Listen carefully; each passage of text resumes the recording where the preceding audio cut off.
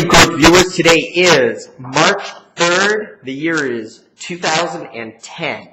And our neighbors to the north, Canada, is recovering from the economic slump and posting some really strong economic numbers. So their fourth quarter GDP growth in the resource-rich country of Canada came in at an annualized rate of 5%. That's the fastest rate in nearly a decade, and it exceeded all economists' expectations. The governor of the Bank of Canada had promised to keep the country's benchmark interest rate unchanged through June, but it's possible, actually very likely, that the fourth quarter performance could pressure policymakers to up interest rates before the second half of the year.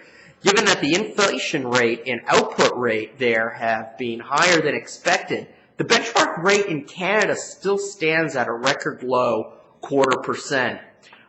Like the U.S., Canada's unemployment remains near its highest level in years, but at 8.3% as of January. The unemployment rate is showing improvement as it's fallen to the lowest level since last September. The consumer sector in Canada has shown a stronger recovery than here in the U.S. Consumer spending rose nearly a full percent in the fourth quarter, led by durable goods. Improving consumer sentiment readings also point to better expectations among Canadians and suggest more willingness to spend. But Europe's credit concerns have caused the euro to decline against the greenback. There's little doubt that our own currency is on pretty shaky ground, as our nation, the largest debtor in the world, struggles with recovery and an ever-expanding budget deficit. Today, on signs that the Greek debt crisis may find its resolution, the dollar is actually trading lower.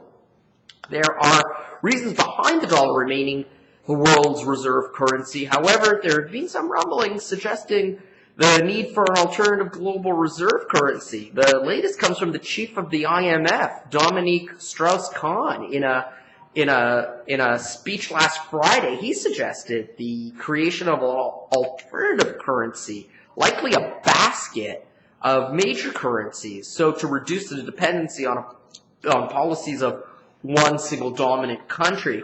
We don't believe that's a change in reserve currency is imminent, but the trend is positive for precious metals. So thank you for dropping by, and we'll see you tomorrow.